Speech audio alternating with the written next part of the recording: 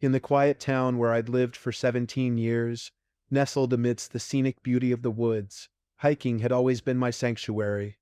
My two favorite things in the world were my faithful dog and the great outdoors.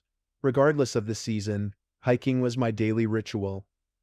Each time of year revealed a unique facet of nature's splendor, but it was September into October that held a special place in my heart. The crisp chill in the air, the breathtaking scenery that had not yet succumbed to winter's grasp, and the solitude of the trail, for this was the time when tourists abandoned our town. I usually worked late into the night on my computer, so these hikes were a lifeline to the natural world for me and my loyal canine companion. We had explored every available trail and perhaps a few unauthorized paths, but nothing could have prepared us for what happened last week. It was an ordinary day, with the sun filtering through the leaves as we ventured into the woods behind my house. It was mostly a forested area that bordered a sizable creek. Though I wasn't sure if it was private or state property, the locals all wandered freely, and nobody ever questioned it. As we strolled by the creek's gentle flow, my dog's demeanor shifted. She began to growl and bark, a behavior entirely out of character for her. I tried to calm her, but her agitation grew. Then, out of nowhere, a man sprinted past us, plunged into the creek, and came to a sudden halt on the other side. I froze, my heart pounding with shock. The creek wasn't a mere puddle, it flowed with considerable force, yet this stranger had effortlessly crossed it. Uncertain if he had seen us, I ducked behind some bushes with my dog. She continued to growl, but her noise was muffled enough not to alert the man. Peering through the foliage, I could see him on the opposite bank, his gaze fixed squarely on me. Was he looking at me, or merely in my direction? The eerie silence was broken when he spoke in a low, sinister voice. "I see you." The words sent shivers down my spine. I dared not respond. He repeated his eerie mantra. "I see you, I see you, I see you." Fear rooted me in place as I continued to observe him. He was middle-aged, not particularly tall, with a slightly pudgy frame. In an instant he dashed towards me, splashing water wildly, and my dog was in a frenzy. My survival instincts kicked in, and I stood tall, meeting him inches from my hiding spot. He grinned widely, revealing a set of yellowed teeth. Before I could react, he leaned closer and let out an ear-piercing scream, unlike any I had ever heard. It was followed by deranged laughter as he sprinted back to his side of the creek, where he stood once again, laughing uncontrollably. My phone had just enough signal to dial the sheriff, a friend of mine. I decided to stay close, uncertain of the man's intentions. Minutes later, the sheriff arrived with two officers. They approached the man cautiously, attempting to engage him in conversation. However, he perceived them as threats, and in a shocking turn of events, tackled the sheriff. The other officers swiftly subdued him, but he continued to scream relentlessly. Upon searching the man, they found no identification, only a kitchen knife. He couldn't provide his name or origin, leaving a cloud of mystery around him. Eventually, they called the state authorities, who relocated him to an institution better equipped to handle his apparent mental instability. In our small town, where everyone knew everyone else, this man was a complete outsider. It remained unclear if he was using any substances, and the sheriff wasn't forthcoming with that information. Regardless, I couldn't help but wonder, was he just a homeless wanderer who had stumbled into the woods that day, or was there something more sinister at play? Above all, I was thankful this bizarre encounter had occurred during daylight hours, and that my faithful dog remained unharmed.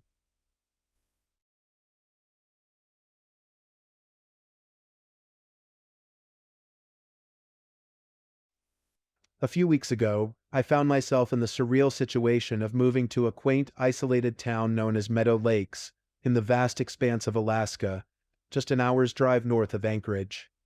As a software developer, the idea of living in such a remote area was never part of my career plan, but I couldn't resist the offer that lured me there. A cutting-edge AI startup, headquartered in bustling San Francisco, sought to venture into uncharted territory by collecting real-world data from remote, technologically untouched regions. The project intrigued me, but let's be honest, the allure of a free house and a jaw-dropping $250,000 salary was too enticing to resist. My transition was surprisingly smooth. Living with my parents meant there weren't many belongings to pack up, and my substantial new income meant I could easily furnish my new abode once I settled in. The journey from the East Coast to Anchorage took 2 days, and from there, it was just a 1 hour drive to my new home. Arriving around noon on the second day of travel, I was pleasantly surprised to find that all my belongings had made it safely to my new home, which was fully furnished. The kitchen was stocked with modern appliances. The living room boasted a comfortable sectional and recliner. I must confess, the recliner was my favorite. But the absence of a bed was a minor inconvenience. Falling asleep in my chair was a habit I had no intention of breaking. Just as I had finished touring the spacious house, which was admittedly too large for a bachelor like myself, a sudden knock at the door interrupted my thoughts. I opened the door to find a slim, middle-aged man with dark gray hair and a quirky, unsettling smile. "Good morning, mister," he chirped cheerfully. "You must be the newcomer everyone's been talking about. I'm Lenny Stringer, your neighbor next door. Feel free to ask for anything, absolutely anything." Lenny's demeanor was sweet and almost childlike, but it swiftly shifted to a more serious note. And most importantly, do not, under any circumstances, answer the door at 12:04. After exchanging pleasantries with Lenny, I mentioned my travel fatigue and promised to catch up with him later in the week. While Lenny's warning about not answering the door at 12:04 seemed oddly specific, I assumed he was cautioning me about potential nighttime disturbances in this remote region. The remainder of the day was spent unpacking the few boxes I had brought from my parents' house. I knew that if I didn't do it right away, those boxes would remain untouched. Night had fallen, and I settled into my recliner, dozing off. It felt as though I had just closed my eyes when I was rudely jolted awake by loud banging on the front door. Without thinking, I rushed to the door and flung it open. "Didn't you check the time?" Lenny exclaimed with a terrified urgency. He seemed genuinely concerned, as though something terrible would happen if I ignored his warning. "All right, Lenny," I replied condescendingly and irritated. "I'll pay attention to the time next time." Lenny nodded and walked away, leaving me to grumble as I returned to my recliner. Although his interruption was irksome, I had a talent for drifting back to sleep quickly. This time was no different. I barely remember reclining in my chair before falling back asleep. Knock, knock, knock. Once again, I was roused from a deep slumber by someone pounding on my front door. This time I checked my watch and it read 12:04 a.m. Lenny seemed resolute in his strange advice, but my patience was waning. I planned to let him know exactly how I felt about being awakened by nonsense twice in one night. A few minutes later, I approached the door and shouted, "Lenny, I know it's you. I waited until 12:04 just like you said. Now can you please stop knocking on my door so I can get some peace and quiet?" The knocking ceased abruptly, replaced by eerie silence. Disinterested in encountering Lenny again, I turned away from the door. But just as I took my first step back into the living room, I heard a chilling voice, unmistakably Lenny's. "Please, I'm not joking this time. Something's wrong. I don't feel right." My annoyance for a man I had met less than a day ago battled with a strange sense of concern. I reluctantly opened the door, but there was no one in sight. I flicked on the floodlight, scanning the area for any movement, but it was eerily still. "This has to stop, Lenny," I yelled in frustration. When I received no response, I backed into the kitchen and slammed the door, vowing to call the police if Lenny knocked again. As I turned around, my heart seemed to freeze in my chest as I caught sight of a dark figure rushing toward me. Before I could react, something struck me on the head, and darkness enveloped me. I awoke the following morning, sprawled on the kitchen floor with a pounding headache. My immediate instinct was to dial 911 and contact the local sheriff. I recounted the story of my neighbor attacking me in my own home, and to my surprise, the sheriff arrived with several squad cars within 15 minutes. As I anxiously detailed the bizarre incident to the sheriff, he interrupted me with a measured tone. "There's a lot to unravel here," he said. "You should come to the station to provide a formal statement and sign some paperwork. I can drive you there." This struck me as odd, but I had no reason to question the small-town sheriff and his prompt response to my call. At the station, he directed my attention to a computer screen and said, "First things first, we need to make sure we're looking for the right person. Please point to the man who attacked you." The computer screen appeared oddly dated, but it displayed a series of photographs. Despite the peculiar atmosphere, it was unmistakable which one was Lenny, so I pointed to his image without hesitation. The sheriff's expression grew more solemn. "I'll be right back," he said. While I waited, I began to wonder if Lenny wasn't who he claimed to be, or if he was someone long sought after by the authorities. None of my speculations prepared me for the old newspaper the sheriff handed me. Lenny's picture was on the front page, but the headline was chilling: "Local man Lenny Stringer brutally murdered in his own home." The article continued. Around 12:04 a.m., neighbors reported yelling and screaming. No suspects have been named. The color drained from my face. Could this be some twisted prank the town played on newcomers to frighten them away? It couldn't possibly be real. Sensing my disbelief, the sheriff broke the silence, saying, "Yeah, this was a famous case back in the day. Poor Lenny was barely recognizable when they found him. They never did catch who did it, mainly because no one could imagine anyone harming Lenny. But don't worry, it happened 100 years ago today. Even if the killer was a toddler at that point, they're long gone." As ridiculous as the sheriff's story seemed, I requested a ride home. When we arrived, I immediately delved into researching this eerie Lenny situation. There was no way the tales I'd heard were true. However, every news outlet I visited seemed to confirm the sheriff's unsettling account, which was far more disturbing than the notion of the town conspiring against me. As I mentioned earlier, this was a few weeks ago. I've neither encountered an attack nor seen any sign of Lenny since that day I spoke to the sheriff. Credit where credit is due. I'm likely attack-free, because I now heed Lenny's warning. Every night, when the clock strikes 12:04, I ignore the knocks at the door, no matter how desperate they sound. And before you suggest leaving the job and relocating, know that this strange occurrence happens everywhere I go now. I dread the day I accidentally answer the door at that cursed time and discover the consequences of a second mistake.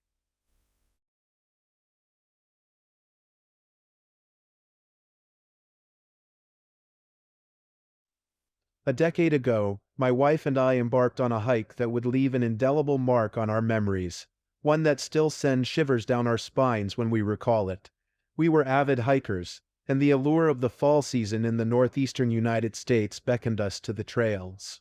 The breathtaking transformation of leaves and the comfortable weather made it the perfect time for our outdoor excursions.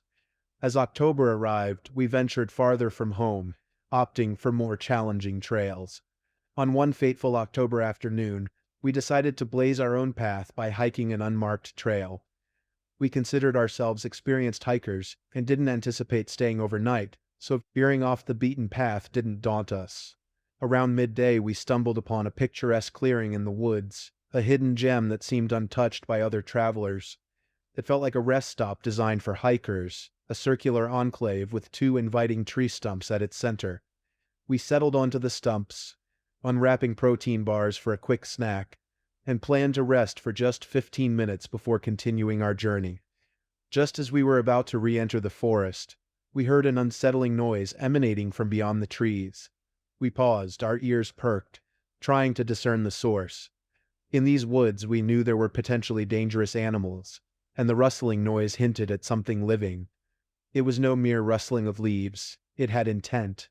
I suggested that we stay put until the noise ceased, but curiosity got the better of us, especially my wife.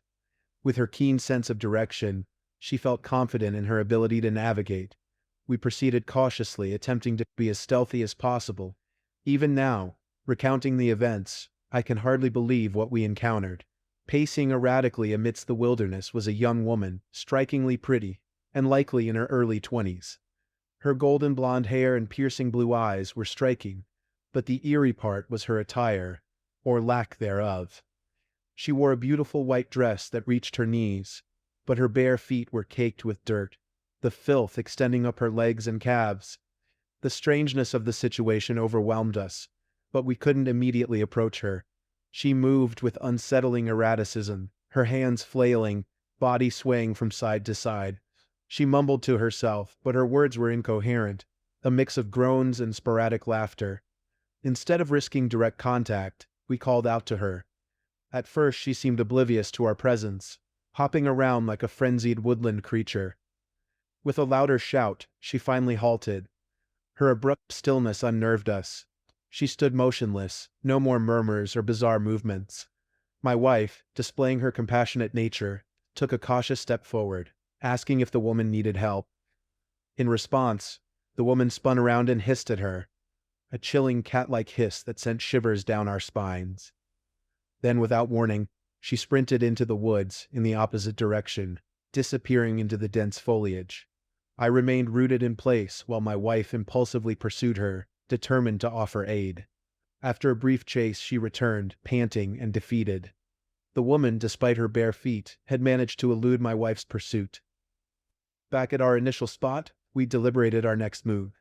My wife contacted the park ranger, narrating the bizarre encounter. The ranger arrived and chastised us for venturing into off-limits areas, but since our location wasn't technically illegal, we escaped any serious trouble. However, it was evident that the ranger didn't share our concern for the mysterious woman. We sensed a distinct lack of urgency. Despite their subsequent search efforts, the woman remained elusive. Days passed, and there was no trace of her, nor any evidence of her presence in the woods. Authorities cross-referenced our description with recently missing women, but she didn't match any of them. We were left without answers, and my wife returned to the woods numerous times, hoping to uncover clues or locate the enigmatic woman. Yet her search yielded nothing. The only solace we found was that no woman fitting her description was reported missing or found dead. To this day, the events in those woods remain an unsolved mystery, and we can only speculate about the state of mind that led to her bizarre and unsettling behavior. One thing is certain, though, she was exceptionally fast and very, very disturbed.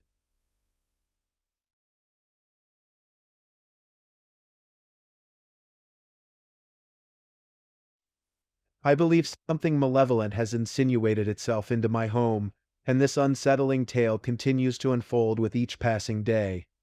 My boyfriend and I reside high in the Appalachian Mountains, and I find myself alone for the most part, accompanied only by our feline companion Mimi. Unemployment has been my companion since our move, which leaves me with ample time to experience the eerie events that have taken place.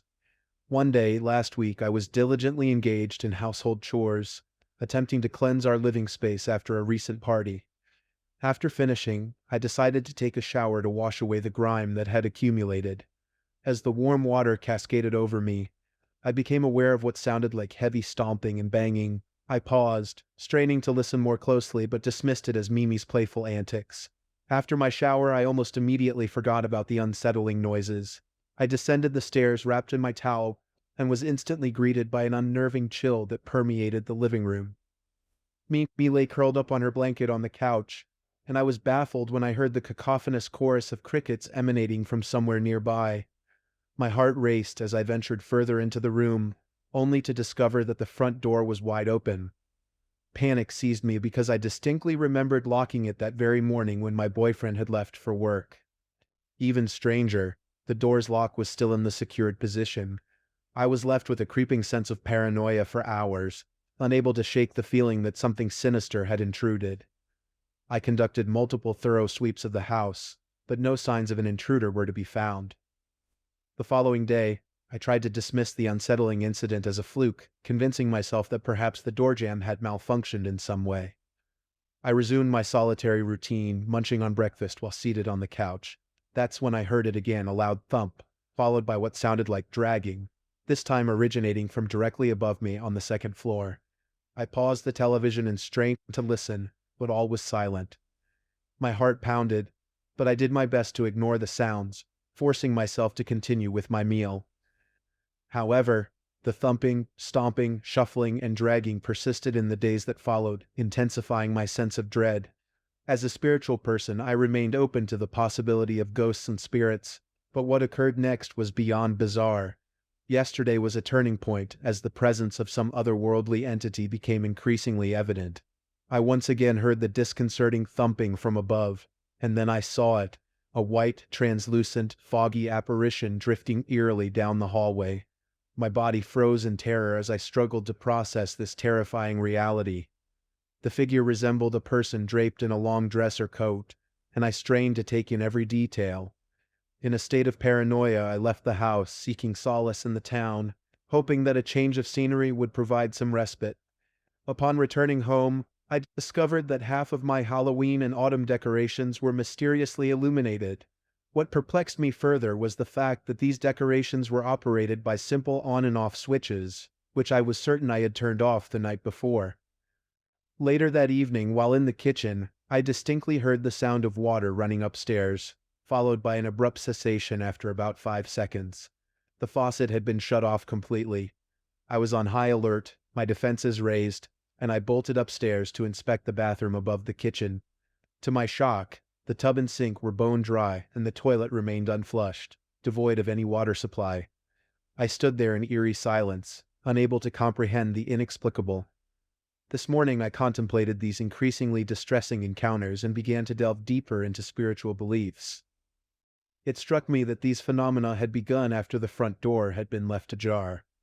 My thoughts turned to the folklore surrounding the Appalachian Mountains, and I couldn't help but wonder if I had unwittingly invited something malevolent into our home. With each passing day, the presence of this entity or spirit becomes more pronounced. I am now convinced that it has nestled itself within our abode, and I am determined to rid ourselves of this unseen menace. I must act swiftly to expel this intruder. I plan to have someone come to bless the house, and I hope that it will be enough to banish this unwelcome presence. I will keep you updated on the outcome, and I thank you for allowing me to share my chilling story.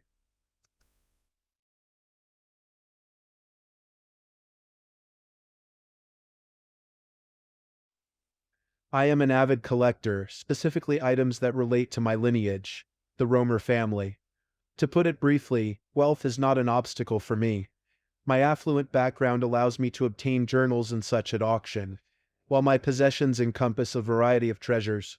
My most cherished collections consist of journals meticulously transcribed by my ancestors from generations long past.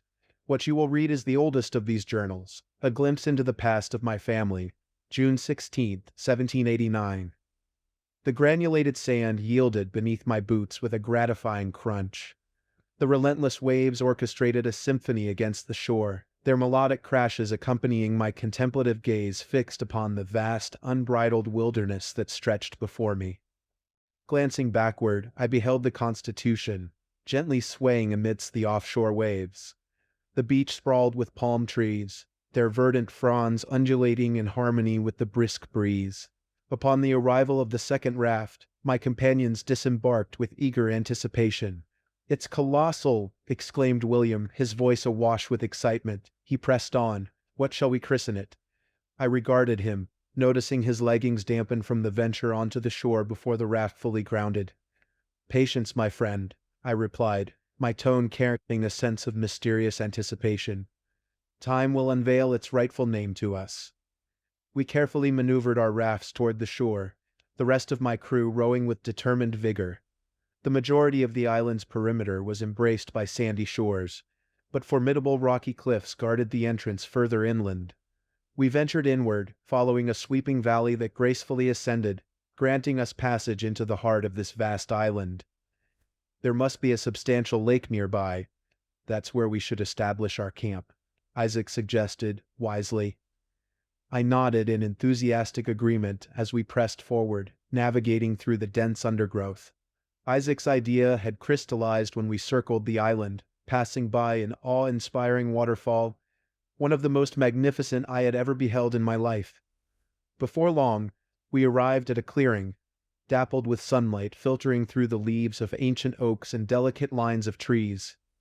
It was an ideal spot, destined to be our temporary sanctuary. Through a narrow corridor of trees, a vast lake emerged into view, its pristine waters reflecting the grandeur of the surrounding wilderness. "Here shall be our abode," I declared authoritatively, and our collective efforts commenced. The symphony of setting up tents and preparing our newfound haven began an orchestra of industry against the backdrop of nature's splendor. A short span of time elapsed before our determined efforts yielded a newly constructed camp, standing proudly amidst the untamed wilderness. I stood at the lake's edge, gazing contemplatively over the tranquil waters, lost in thought.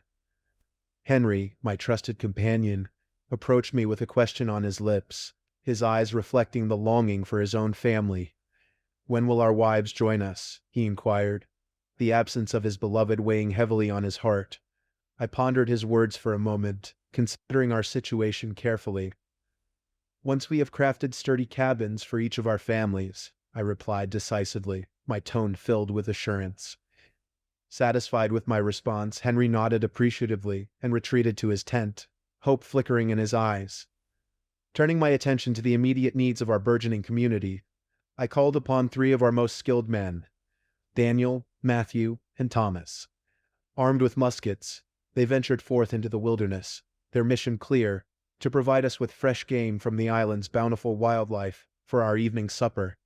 Meanwhile, the rest of us, fueled by the burning desire to reunite with our families, commenced the arduous task of felling trees. Each stroke of the axe reverberated with determination, our collective effort symbolizing the steadfast resolve to create a haven where our loved ones could soon join us. The ache of their absence spurred us on, transforming our weariness into a driving force, propelling us toward the shared dream of a life together on this new, promising land. With each passing hour, our anxiety mounted. The day dragged on, and still there was no sign of our hunting party. Nightfall brought a sleepless night, the darkness echoing our worry. As the first light of dawn crept in, our hope dwindled.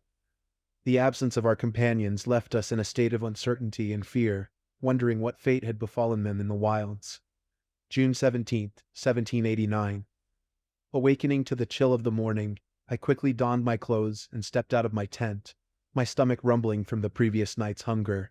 Around me, the rest of my crew slumped lazily, their faces etched with worry for our missing companions.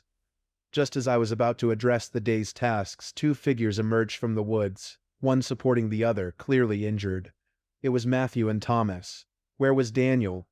We ushered them to sit and handed them water while Isaac tended to Matthew's wounds. Their eyes held a mixture of fear and disbelief. We pressed them gently to recount their ordeal. Thomas spoke, his voice quivering with terror. "We got lost, but something sinister trailed us in the darkness," he began, his hands shaking. It hunted us with cunning intelligence. It stalked our steps through the night, Daniel at the rear. We heard his screams pierce the night air." His voice trembled, tears welling up. "It yanked him into the shadows before we could react. By the time we turned, all we heard were his fading cries." His breathing grew rapid. "It toyed with us, a nocturnal entity, tall and gaunt. It's not human, but it's smart. It let us live, but I don't know why," he concluded, his voice trailing off in bewilderment. A heavy silence settled over us, the weight of the unknown pressing down upon our hearts. The island, once full of promise, now harbored a sinister secret, something beyond our understanding. We exchanged troubled glances, realizing that our survival on this island was not just a matter of physical endurance, but also a test of our mental fortitude against an inexplicable foe. Bearing a heart heavy with disappointment, I directed my men to pack up and rendezvous with me at the beach. I trudged through the thick undergrowth, a defeated air surrounding me. Oh, how swiftly our grand ambitions had crumbled. Merely one day on this island, and we were already forced into retreat. Thankfully, I had the foresight to pack supplies for a possible return journey. Yesterday night I had nearly consumed them, a decision I now was profoundly grateful I hadn't made. As I descended the valley leading to the beach, I gazed out at the waves, a glimmer of hope in this otherwise dire situation. Yet reality came crashing down upon me like a relentless storm. Our rafts, the lifeline that could carry us back to the towering Constitution, were nowhere to be seen. Panic gripped me, and I broke into a full sprint, my voice carried away by the wind as I shouted in desperation. My companions, their expressions filled with both sorrow and increasing fear, halted, waiting for my explanation. Amidst their horrified faces, a barrage of questions assailed me. Could we swim out to the ship? It was a futile idea. Not everyone among us could swim, and all the rafts had been brought to shore and had now vanished. Bringing the ship closer to the island would only trap us further. Yet the most pressing question loomed above all others. How would we endure the impending night? I pondered, evaluating our options with a heavy heart. We needed a plan, a way to defend ourselves against the unknown threat lurking on this island. Killing whatever hunted us had become a grim necessity, an unwelcome reality we could not ignore. As we toiled under the fading light, constructing a palisade wall with walkways encompassing it, nightfall abruptly descended upon us, halting our progress. Armed with muskets, sabers, and knives, we stationed ourselves strategically, ensuring a sweeping view of the surrounding fields. Nothing could breach our vigilant watch. It all began with a simple exclamation, "I think I saw something moving just beyond the trees." Swift reassurances followed, attributing the movement to branches stirred by the wind, and later an exclamation about antlers, promptly dismissed as a deer. However, the sightings escalated in rapid succession, and as the night deepened, drowsiness started to cloud our senses. "Over here! It's approaching!" A cry pierced the night and we sprinted towards the source, catching a fleeting glimpse of the intruder retreating into the woods. We stood there, muskets aimed. Lord, it's so smart. It crept through the shadows, slipping into our fortress through an unfinished section. Benjamin, brave but unfortunate, fell victim to its vicious attack. He fired a desperate shot, the sound echoing through the night as the creature clamped its jaws around his neck. In our confusion, we believed he had spotted it in the trees. By the time we comprehended the truth, the creature was galloping on all fours, its massive form galloping into the fields, crowned with a formidable set of antlers, and Benjamin locked tightly within its jaws, his form limp. Just as the sun began to rise, casting yellow rays of hope, a creature's call echoed through the forest, originating from the other side of the lake. June 18th, 1789. It feels as though a considerable span of time has slipped away, more than the actual hours that have ticked by. We slumbered through the morning, only stirring from our restless sleep as the afternoon sun bathed us in its harsh light. Hunger gnawed at our bellies, a relentless reminder of the meager sustenance we'd consumed. With the inky shroud of night lifted, we took in the aftermath of the creature's presence. Stakes thrust into the earth, bearing the grim visages of various animal heads skewered upon them, marred the landscape. However, the most harrowing sight awaited us when we stumbled upon the lifeless form of Daniel suspended from a tree. Tenderly, we lowered his lifeless body and provided him a solemn burial beneath the shadow of a towering oak. A pall of fatigue weighed heavily upon us as I issued the day's orders. 10 of us remained, our diminished numbers a constant reminder of our perilous situation. 2 would embark on a hunting expedition, for without sustenance, our chances dwindled. Isaac and I would scour the island, in search of sanctuary or a means of escape. The remainder would labor tirelessly to complete our fortifications, the only shield between us and the mysterious nocturnal terror that haunted these wilds. Isaac and I ventured deeper into the wilderness, marveling at the untamed beauty that surrounded us. Despite the breathtaking scenery, the ever-present threat of the nocturnal beast lingered, casting a shadow over our awe. Muskets gripped tightly in our hands, I carved markings into the trees so we may return. Each step, each sound, carried the weight of an unshakable fear. What if the creature defied its nocturnal nature, lying in wait to ambush us? We dared not take any chances. Our journey led us to an unexpected discovery. A burial ground, a sacred place adorned with rocks arranged in intricate patterns. The beauty of the sight was momentarily eclipsed by the startling realization that we were not alone on the island. Other people, the island's natives, stood before us. Their torsos bare, armed with spears and bows, they surrounded us, their eyes fixed upon us with a mix of curiosity and wariness. At spear point, we were guided to the edge of the island, where a swamp spread before us, acting as a natural barrier against intrusion. We passed through the murky waters and entered a secluded section of forest, isolated from the mainland except for the swampy expanse. The natural fortifications of the land became evident. We were escorted through their camp, eventually arriving at a house perched atop a hill. Inside, a native sat cross-legged at the center, deep in meditation. 2 guards flanked the entrance as we settled in, anticipation hanging in the air. The man in the middle, his English heavy with accent, broke the silence. "The beast has hidden your rafts, your sole means of escape," he said solemnly. I met his gaze and replied, "Yes, sir." "It seeks a challenge, in a manner of speaking. You must confront it, as we have done countless times before." I stood awaiting further instructions. "Currently, you are perceived as feeble deer. Transform yourselves into wolves," he declared. His meaning dawned on me. If we displayed strength, the creature might allow us to leave. He conversed with the two guards in a language unfamiliar to me, and then we were let out. They provided us with food and returned our weapons before guiding us back to the burial grounds, a familiar landmark from which we knew the way back. As the sun began its descent, casting a warm amber hue across the sky, we returned to our camp, an air of unease settling among us. I scanned the vast expanse, desperately seeking any sign of our hunting party. My heart ached with worry, whispering prayers for their safe return into the dying light. The sun, weary from its day-long journey, dipped below the horizon, leaving the world in the cool embrace of twilight. Anticipation hung heavy in the air, mingling with the scent of the food the natives had graciously provided. Night fell, shrouding the land in an impenetrable darkness, yet our hunters remained absent.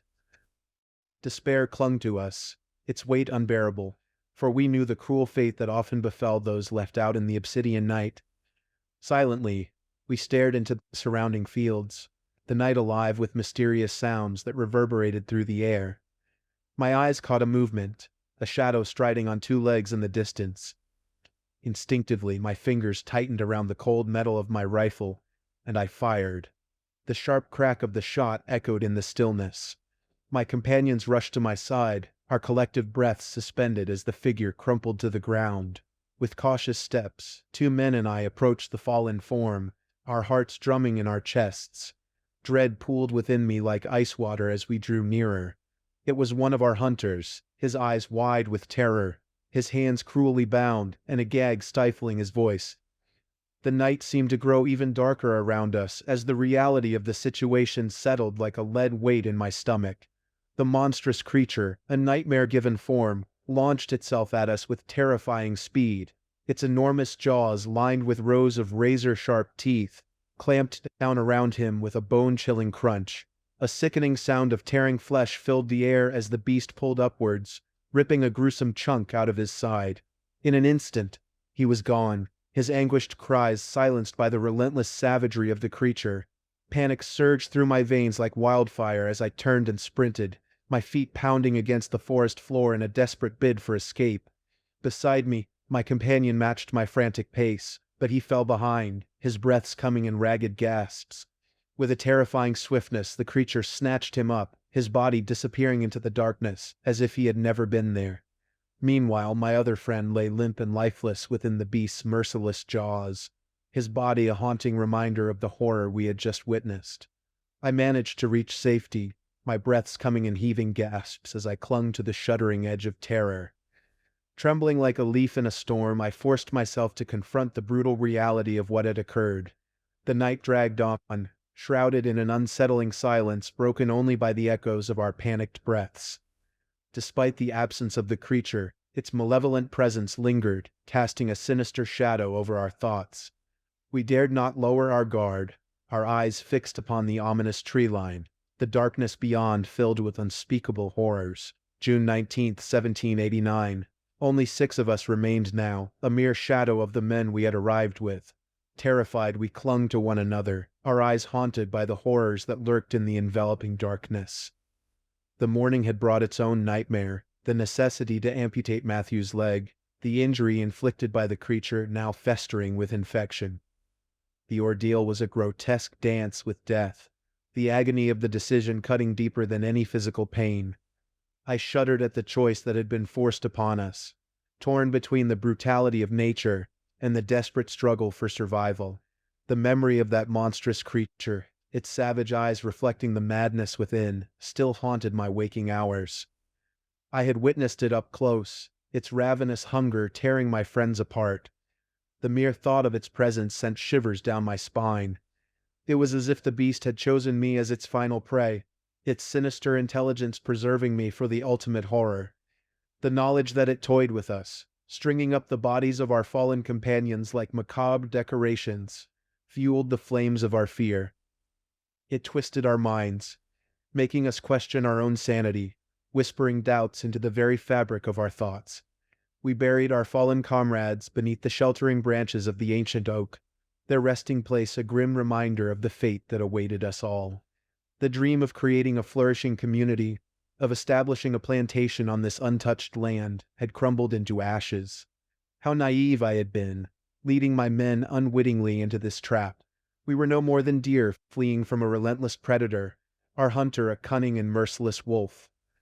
Sitting on the beach, the same stretch of sand where my departed companions had once dreamed of a prosperous life on this island, I gazed out at the Constitution swaying gently in the ocean's embrace.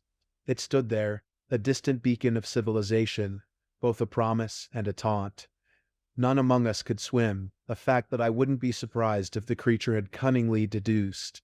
The ship, beautiful and unreachable, became our symbol of hope, a glimmering reminder of the world we had been torn away from. Yet even as it stood so tantalizingly close, its distant allure seemed like a cruel mockery.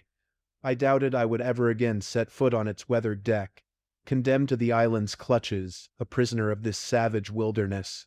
I returned to our camp, a heavy shroud of unease and terror hanging in the air, casting a pall over our diminishing morale. As the leader, I felt the weight of responsibility pressing upon my shoulders, urging me to bolster the spirits of those who remained. Gathering the survivors around me, I delivered a speech, each word laden with the urgency of our situation, trying to ignite the flickering flames of hope within their weary hearts.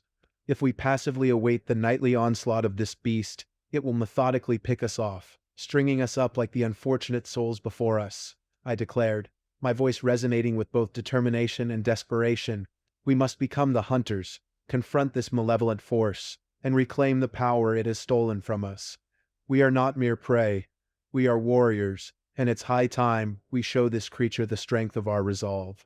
Silence hung in the air after my words, heavy with the acknowledgement that remaining idle was not an option. With a collective determination, we packed up our essentials, the tangible remnants of our shattered lives, and ventured into the foreboding depths of the island.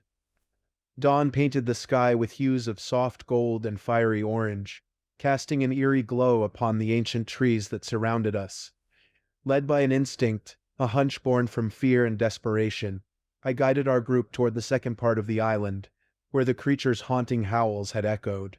It was in that direction that our initial hunting party had encountered the beast, so it seemed logical that we would find some trace of its presence there. We followed the serpentine path next to the Grand Lake, its mirrored surface reflecting the towering mountains that loomed protectively over us. Every step we took was a communion with nature's grandeur, marred by the terror that lurked within its shadows. I stole glances at the rocky ridge that skirted the lake, its majesty juxtaposed against the malevolence we sought to confront.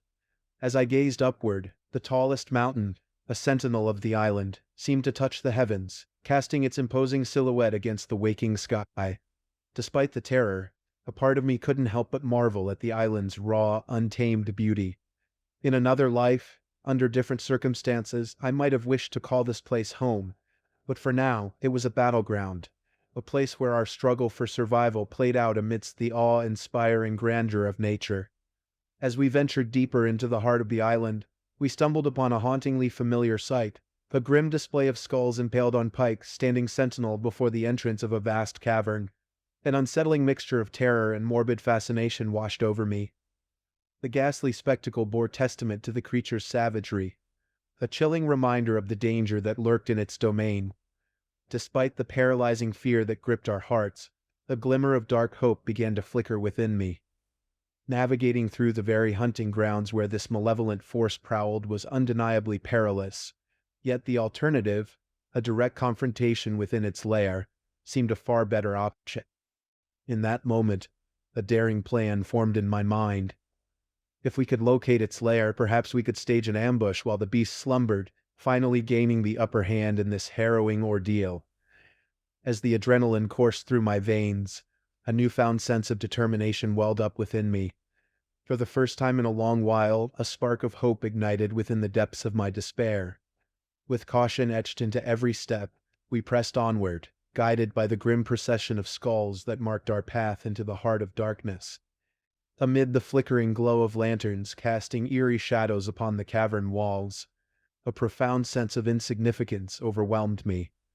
I stood, a mere speck, in the vastness of the immense chamber before me, its yawning corridors stretching in every conceivable direction. The realization struck me like a tidal wave. We were now within the very heart of the creature's domain. Here, within the labyrinthine depths of this cave, it held an intimate knowledge that far surpassed its familiarity with the forest above. Yet, demonstrating our defiance, proving that we were not mere prey, remained paramount in my thoughts as we pressed forward with unwavering determination. Our journey led us into a colossal chamber, within which a grotesque sight met our eyes. Piles of bones scattered haphazardly across the floor. Some were unmistakably human, while others belonged to animals, their remnants now nothing more than remnants of past life. As I surveyed this dreadful scene, my conviction in the creature's intelligence deepened. However, what truly jolted me into a realization of its cunning was a chilling discovery etched into the cave wall. The word "hello" carved into the stone with deliberate precision. The cavern's walls bore witness to more of the creature's unsettling creations: crude sketches depicting the island, strategic plans for an assault on the natives' camp, and intricate renderings of the very cave system we now traversed. Each detail was meticulously captured in my journal, a record of the horrors we had encountered. Yet amidst the chaos of illustrations, one drawing gripped my heart with icy fingers: a ship adrift on the vast expanse of the ocean, unmistakably my own vessel.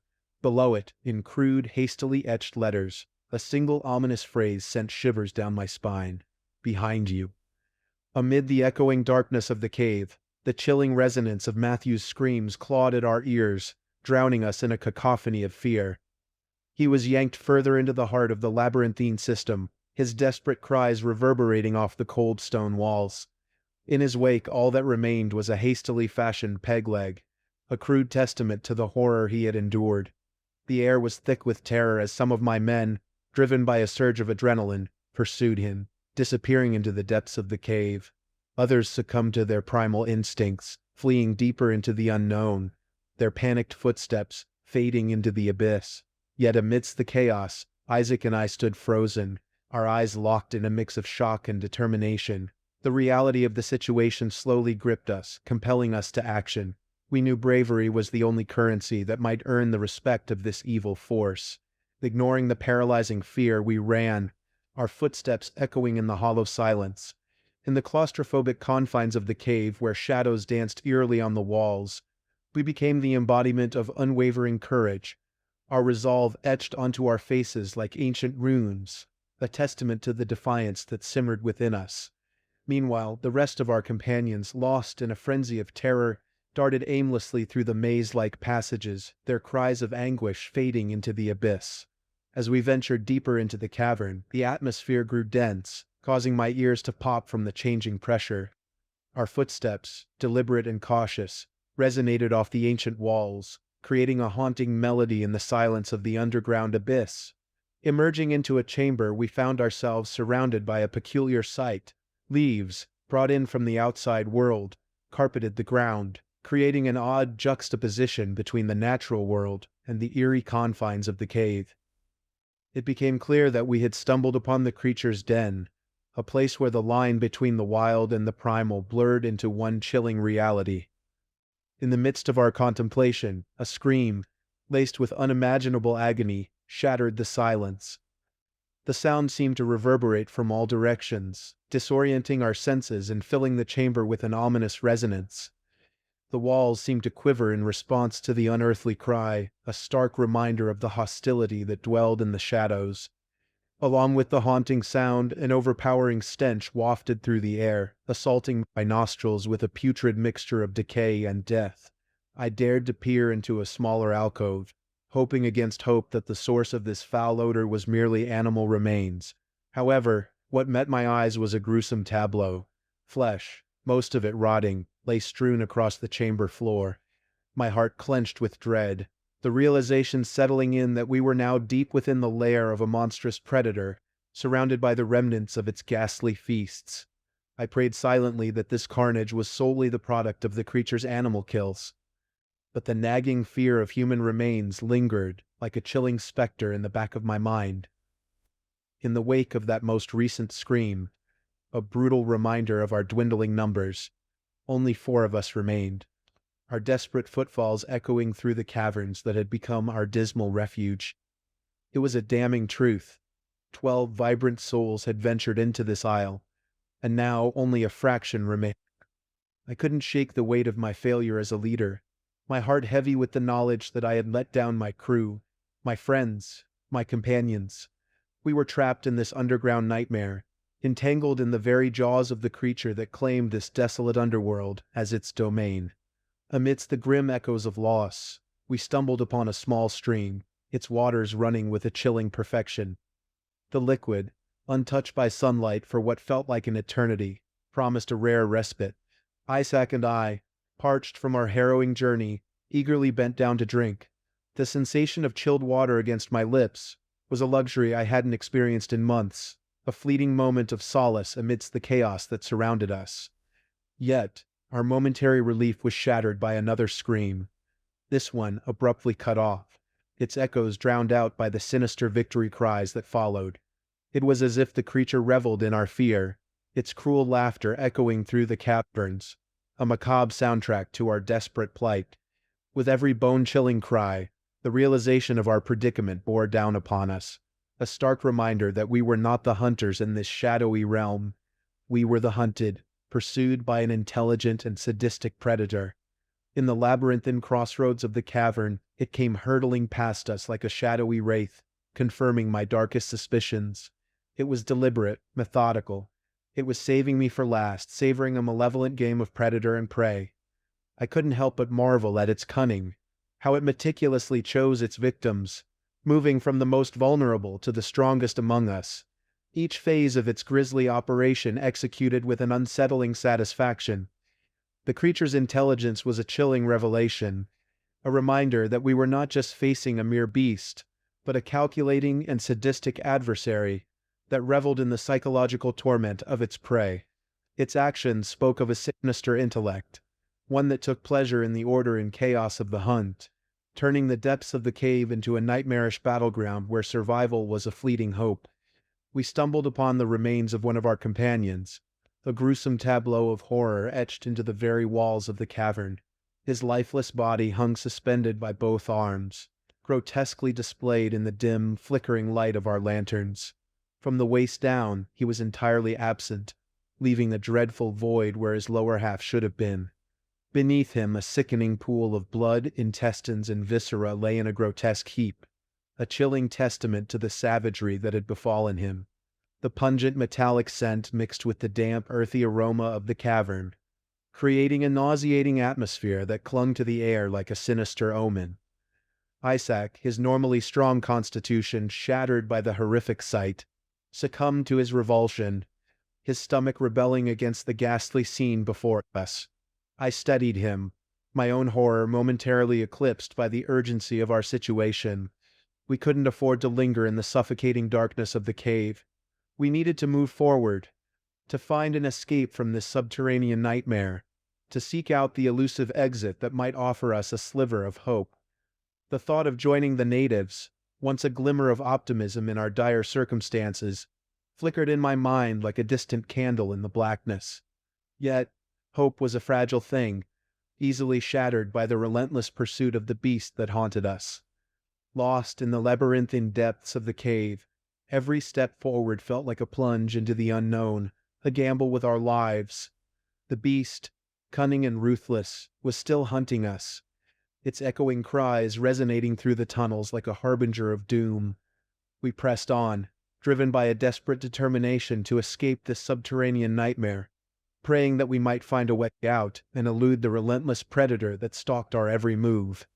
The caverns trembled with the thunderous roar of a musket shot, its explosive sound ricocheting off the ancient walls, like a war cry echoing through a desolate battlefield. The cacophony reverberated, amplifying the noise until the very stones seemed to vibrate with the force of the blast. The echoes twisted and turned, creating an illusion of a chaotic war zone, the ghostly remnants of gunfire filling the air. As the echoes gradually faded, a solitary scream tore through the hushed aftermath, reverberating like a chilling anthem of despair in the subterranean void.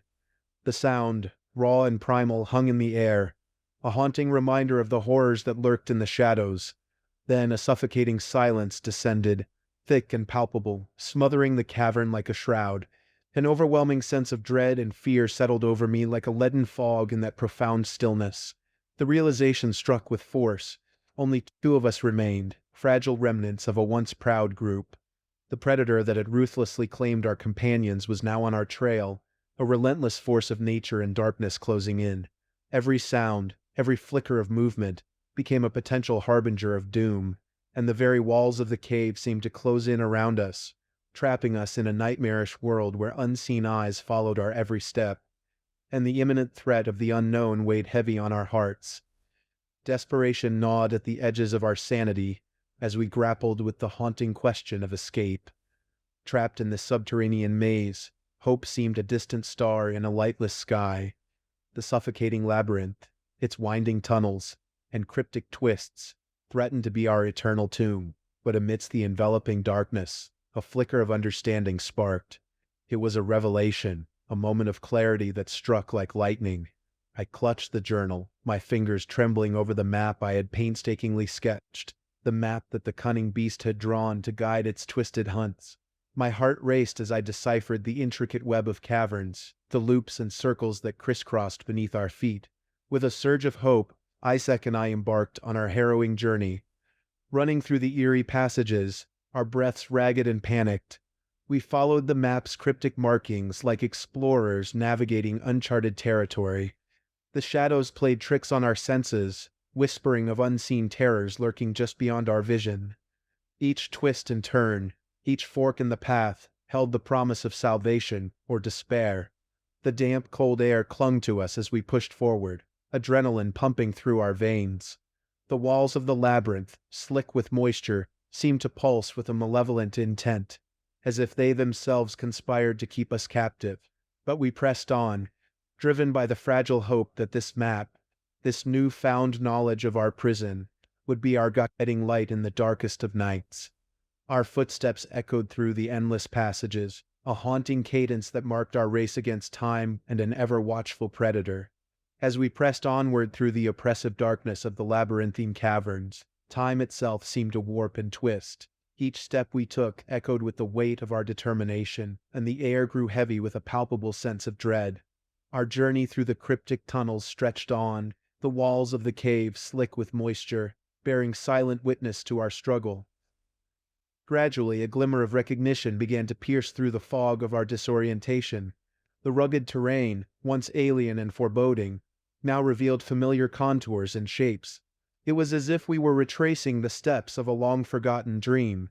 The gnarled formations of the cave walls, the eerily distorted shadows, all conspired to lead us back to a place we had once desperately sought to escape. Finally, after what felt like an eternity, we arrived at the entrance room, the very place where our nightmarish ordeal had begun. The chamber's contours were etched into our memories, the uneven floor, the looming stalactites above, and the haunting, hollow echoes of our own footsteps. It was here that our journey into the abyss had commenced, and it was here that, against all odds, it seemed poised to conclude. The air in the chamber was stagnant, heavy with the weight of our shared experiences. We exchanged glances, our faces etched with exhaustion and apprehension. It was a moment of eerie stillness, a respite from the ceaseless pursuit that had haunted us. But we knew that this was not yet the end, that our escape hinged on a careful plan and an unwavering will to survive. In that pivotal moment, the oppressive silence of the cavern seemed to amplify. The weight of dread and anticipation hung in the air like a shroud, and I couldn't help but feel the heavy presence of those unrelenting, otherworldly eyes upon me. Slowly, with deliberate caution, I turned on my heels to confront the source of that unyielding gaze. And there it stood, bathed in the eerie glow of moonlight filtering through the cavern's jagged ceiling. A grotesque marvel of nature, the creature before me was an embodiment of primal terror. Its towering frame was crowned by a menacing stag skull, its antlers casting long, sinister shadows across the rocky terrain. Every sinew and muscle of its lithe body seemed honed for the relentless pursuit of prey. As the inky darkness of the cavern enveloped us, I felt a cold, palpable tension in the air. It was a standoff between hunter and hunted, a macabre ballet of survival.